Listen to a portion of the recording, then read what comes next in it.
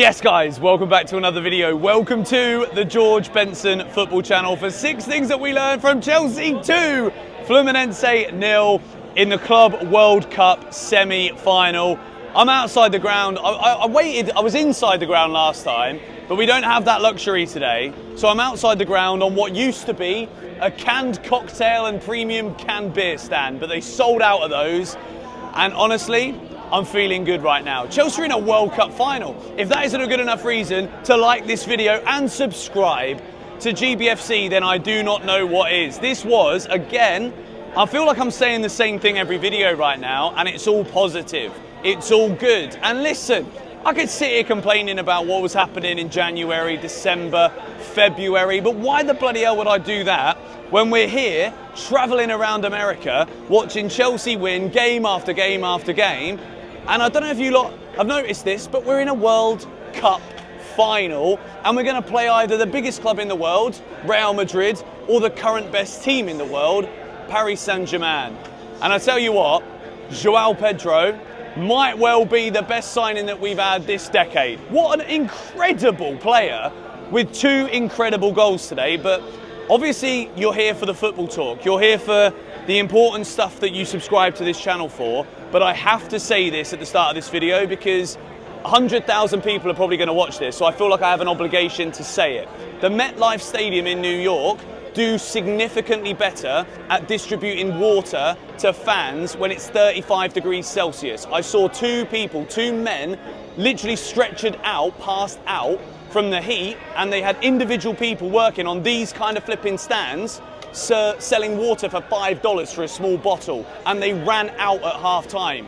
I don't want this to overtake the video, but I have to say it because human safety is more important than what's going on the pitch. And there are some fans today that paid their hard-earned money to be here who didn't even watch the end of the game because they've been taken out in an ambulance. That is not okay. Na na na na na na na. Whatever music this is, hopefully we don't get demonetized, all right? Because I know this is going to be a bang video. Chelsea, we are in the final of the Club World Cup. And look, I think we might have to move because this music that they play, just like, shut up, mate, let's get somewhere else. They play this song everywhere I go. Just leave me alone. I just want to film 6 things we learn. All right, I think we've managed to escape. We're behind a bush, we're behind a fence. It should be fine. So let's take the emotion away from it for a second and focus a little bit on what we actually saw football-wise. Chelsea were in control of this game from minute number 1. I was looking at the right-hand side of the pitch, right? You had Christopher Nkunku starting with Malo Gusto on the right, and I was a little bit concerned about this, I'm not going to lie. You got Christopher Nkunku, who's being linked to Bayern Munich, linked to Manchester United every day, and you got Malo Gusto, who's a player that is obviously a good footballer, but he's been so out of form for a year that when I see an Nkunku and Gusto right side, don't mind me whilst I get a little bit concerned, but it was fine. Chelsea were so good again. And I feel like it's just been a staple thing throughout this tournament where game after game after game, even like half after half after half, we seem to be like growing in maturity every single time we go out there on the field. And Chelsea were, from minute number 1 today, the better side. Fluminense had chances. They were always going to have chances. Their fans were there again in massive numbers behind the goal. But we were impenetrable, or impenetrable, if I get my Lexis correct in the English dictionary. Marco Correa clearancing off the line, again, that was bad English too, but you get what I mean, was fantastic. But we have to talk about the brilliance of Chelsea's new signing, JOÁO Pedro. That first goal is one of the goals of the tournament. The way that he just gets the ball out of his feet and bends it into that top corner, that sets the tone for Chelsea. To score a goal like that on your first start for this football club, I'm telling you now, like, I loved what I saw in that 30-minute cameo in the last match, what got us to this game today. And I think he earned the right to start. And in the end, it's perfect because he goes from playing 30 minutes in the quarterfinal to 60 minutes in the semi.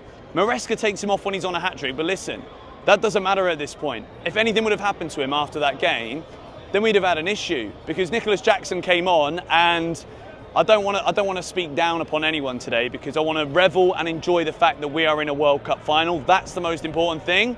But you get my drift. You all watched the match. You all saw it as well. but JOão Pedro was immense. Chelsea go in at half-time 1-0. I then go and get myself a beer and I try and get myself some water, all right? $15 for 3 small bottles of water. Thank you very much, the MetLife Stadium. You lot are a joke. But we sank the water, came out for the start of the second half, and it was everything resumed as normal. Chelsea in control of the game, control in the middle of the park. Caicedo, absolutely immense. Enzo Fernandez, again, incredible. This whole Chelsea team in the last sort of 6 matches, we're in the final, by the way. Smack a like and subscribe. We're in the flipping final, but we have grown and matured into a real team in this past 6 games. And to be honest, we could have seen that at the end of last season. We could have said that at the end of the season that's just gone, because we found a way to dig deep. We found ways to win games 1-0. We were performing week after week, minus a couple of games where Jackson got himself sent off and then we're left to play with 10 men. But Chelsea have come of age. And I think right now, I said in the preview that this is beyond my expectations. I did not think Chelsea would make it to the semi-final, let alone coming back here in New York for the final. This is incredible. It's absolutely brilliant. And then look, Pedro's second goal. Oh my word. Honestly, the match vlog, you guys have got to watch this one. I'm telling you, this is going to be a banger. It's ridiculous. Right in front of me as well. Hits it in off the crossbar. I'm telling you now, there's always someone emphatic when a ball hits a crossbar and goes in the back of the net. But for him to do that against his boyhood club in a semi-final of a World Cup for Chelsea Football Club, having literally been on the beach in Rio de Janeiro a week ago, I don't know what he was drinking, caipirinha, whatever they have in Brazil on a flipping Tuesday, it doesn't matter, mate. Whatever he drank, it's done him very well. Because today, he has scored and put it top bins twice. And if that isn't one of the best starting debuts you've ever seen from a Chelsea player, I do not know what is. However, look, this is what we're doing now. We've got the picture of the other phone so that we get these boxes out. Box number 1, okay, it's a blue box. Don't worry for JOão Pedro, because he was immaculate. Everything he did was with a touch of finesse. There is this aggression behind every movement that he makes. He's in the right positions, aerially as well. In the first half, he's getting defensive headers away. Like, I genuinely feel as though, and again, people always be like, oh, Benson, you're overhyping. Shut up, mate. It's the semi-final of a World Cup. Let me have this minute in the sun. Although I say that, there's about to be a fat thunderstorm. Look at this, look. Have a little ganders at that guy over there, right? Lightning's going to strike, but guess what? It didn't strike today, did it? Well, it did. Twice into the top corner from our new Brazilian striker, but it didn't disrupt the game. JOão Pedro was fantastic. And look, some people be like, oh, Maresca, what a dickhead. He takes him off when he's on a hat trick. Listen, the bloke was just on the beach last week. You take him off, you protect him, because quite clearly he is going to be Chelsea's starting 9 right now. Maybe Liam Delap's going to come in and start, but I'm telling you this now. After what I saw today from JOão Pedro, he's got to start the final. And Liam Delap I've been impressed with Liam Delap so far, from everything that I've seen of him. But I think Delap today has played himself into that starting 11, because that is a remarkable, emphatic first game as a Chelsea striker. I thought he was brilliant. The link-up play as well. Considering he's only been here a week, right? He doesn't really know his teammates that well. His English is obviously very good because he's played at Brighton, he's played at Watford, he knows what he's doing. But all in all, I don't think we could have asked for anything more. And he scored a second goal and then got bought off. So that's a 10 out of 10 display for me from JOão Pedro. But anyway, let's move now into box number 2. It's a green box for Tosin. I could have easily given this to either Tosin or Trevor Chalobah. But there was a moment in that first half where actually it was JOão Pedro who got the header away for the 3rd ball away. But there was moments where Tosin was there again in the right place. You can see that communication between Tosin, Chalobah in that centre-back partnership. And at the moment, it's difficult to pick one of them every single match. Chelsea. Up the Chelsea! Yes, mate. How you doing, bro? Oh, I love you, dude. We're just giving blue boxes out.